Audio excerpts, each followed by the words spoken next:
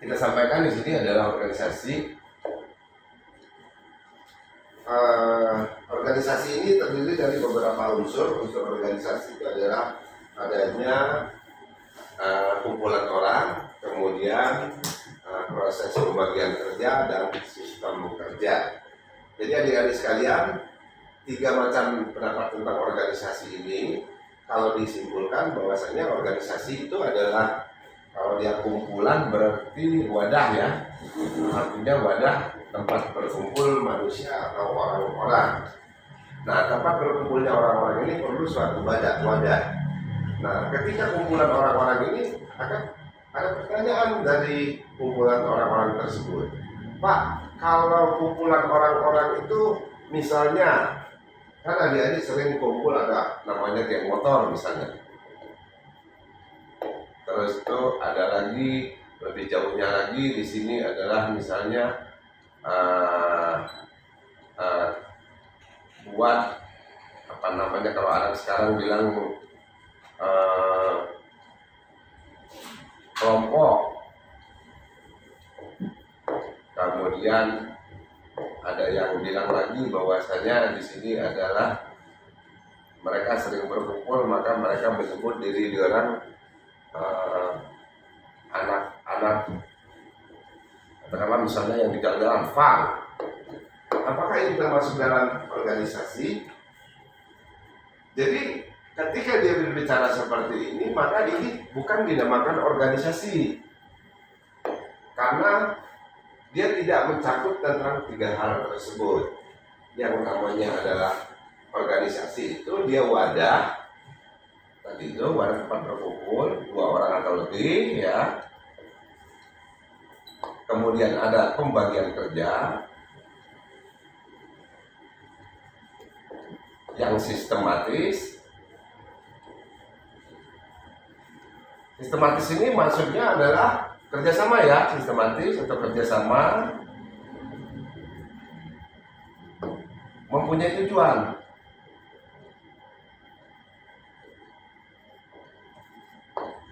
Nah, ketika dia wadah 2 orang atau lebih, pembagian kerja yang sistematis, kemudian adanya kerjasama, kemudian adanya mempunyai tujuan, ini tujuannya yang jelas ya, maksudnya ini barusan dikatakan organisasi. Nah, kemudian di dalam organisasi itu ada konsep dasarnya. Next, konsep dasar tentang organisasinya. Paham ya sampai di sini? Untuk sementara ya, nanti kita buka session tanya jawab atau pendapat, kemudian kita lanjutkan lagi. Itu yang saya sampaikan tadi, tujuan. Ketika kita berbicara tujuan, tentunya adanya rencana.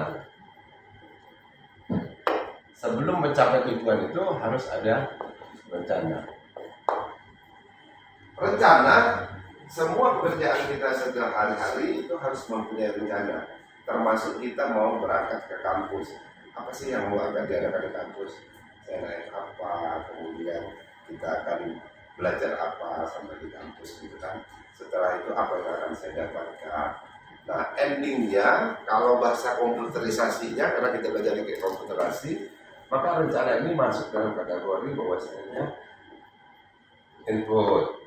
Kemudian ketika kita melaksanakannya seperti kita sekarang adalah belajar mengajar, itu namanya kita dalam proses belajar. Kemudian hasilnya, outputnya adalah ilmu ya. Nah, ada yang punya rencana, kemudian Pak, biasanya kalau melalui ada rencana ada hasil. Apa yang kita hasilkan? Hasilnya ini ada yang nyata, ada yang tidak. Tapi kalau kita belajar itu hasilnya bukan sekarang kita dapatkan, tapi nanti karena sifatnya ilmu ini sesuatu yang belum nyata gitu kan, belum dikerjakan, hanya berupa teori tadi itu. Maka pemahamannya adalah pahami dulu tentang teori, kemudian barusan kita menggunakan suatu praktek. Next.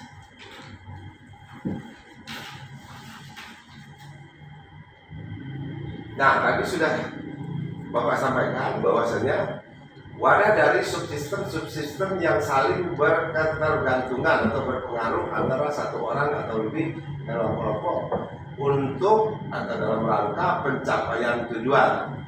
Artinya di dalam proses tadi itu, di sini ada suatu kerjasama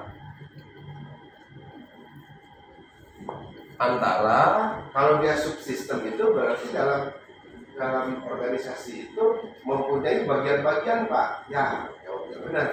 Ada bagian-bagian sistem yang mengkoordinasikan orang-orang atau pekerjaan-pekerjaan yang akan dilakukan. Bisa juga berupa teknologi dan praktek-praktek manajemen untuk mencapai. Nah, ketika kita bicara manajemen, maka kita kembali lagi kita sampaikan di sini bahwasanya, atau ada pertanyaan sampai di sini. Pertanyaannya banyak yang akan mau ditanya. Pak, organisasi itu sendiri yang terbesar apa dan yang paling kecil apa? Gitu kan. Organisasi yang paling besar itu disebut dengan negara. Ini organisasi yang paling besar. Kalau dia organisasi yang ini yang paling besar ya, harus cukup luas. Kemudian keluarga dalam skup kecil. Jadi dua orang atau lebih untuk mencapai satu proses tujuan. Organisasi yang paling kecil di muka bumi ini adalah keluarga, terdiri dari ayah dan ibu, 2 orang. Dia bisa bertambah ketika dia punya anak yang menikah kembali, dia kemudian ada anaknya timbul cucu. Nah, itulah organisasi yang paling kecil. Nah, jadi kalau negara dia mencakup luas, misalnya Indonesia ya dari Sabang sampai Merauke, gitu kan. Nah, terus itu,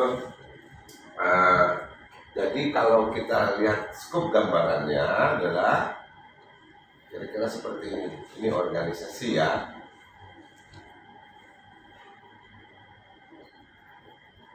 Di dalam organisasi itu terdapat di sini yang namanya administrasi.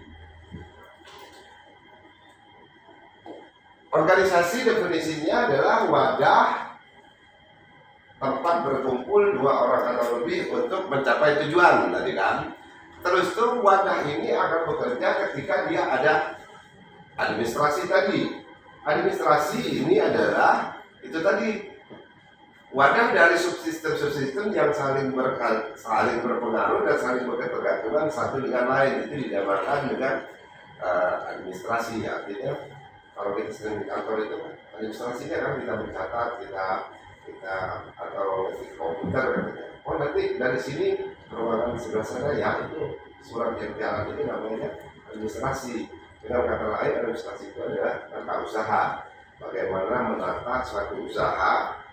Yang dimaksud tata usaha ini kerja ya, bukan usaha dia dagang atau dia sebagai apa namanya dia berbisnis ya seperti itu. Tapi yang pasti administrasi ini adalah bentuk suatu pekerjaan. Di dalam organisasi, di dalam administrasi itu sendiri ada namanya manajemen. Apa itu manajemen? Manajemen itu adik-adik sekalian adalah seni mengatur orang lain. Jadi di dalam administrasi ini ketika kita bicara subsistem, maka subsistem ini ada kepalanya. Nanti di atas subsistem itu ada sistem itu ada yang mengepalainya lagi. Nah, manajemen ini adalah ilmu cara mengatur orang atau cara mengatur pekerjaan melalui orang lain. Itu namanya manajemen. Nah, setelah dari manajemen itu dia akan timbul berarti di sini ini itu yang namanya tadi saya sampaikan proses. Proses inilah tempat bergulirnya suatu pekerjaan, siapa yang akan mengerjakan, siapa yang ditugaskan, siapa yang bertanggung jawab dengan tugasnya masing-masing. Nah, ketika kita berbicara dengan tugasnya masing-masing, maka di sini ada yang namanya kepemimpinan. Kenapa ini disebut kepemimpinan? Karena dalam kepemimpinan itu sendiri mempunyai batas waktu. Artinya dalam kepemimpinan itu contohnya misalnya presiden itu mempunyai batas waktu 5 tahun. Kemudian Kalau dia misalnya gubernur batas waktunya sama 5 tahun, dan yang lainnya kepemimpinan seperti itu organisasi dalam jangka luas ya, ada kepemimpinan. Nah begitu juga keluarga ini bisa masuk seperti itu, bahwasanya ada masalah kepemimpinan karena kita dibatasi oleh umur. Kalau keluarga itu kan kita praktekkan misalnya kepala keluarga itu dipimpin oleh seorang ayah. Ketika suatu, kita nggak tahu takdir Tuhan ya, kalau ayahnya meninggal biasanya timbul ahli waris yang ahli warisnya menjadikan kepemimpinannya itu didapatkan dengan pergantian kepemimpinan masa waktunya. Di dalam kepemimpinan itu titik tumpunya adalah yang namanya pemimpin.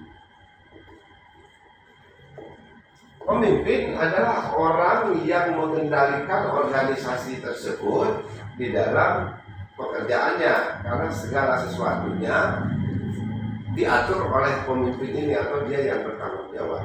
Ini bisa terbalik, bisa ke atas, bisa di bawah, bisa bottom up, bisa top down. Top down itu kita urut dari atas ke bawah, kalau ini kita urut dari bawah ke atas. Sampai di sini ada yang mau, ada yang enggak, atau belum mengerti tentang konsep-konsep dasar kepemimpinan ini tadi, organisasi, pengertian organisasi. Bisa ya membedakan antara pemimpin dengan kepemimpinan. Kalau kepemimpinan ini menunjukkan jabatannya ya, kalau pemimpin menunjukkan orangnya atau personnya.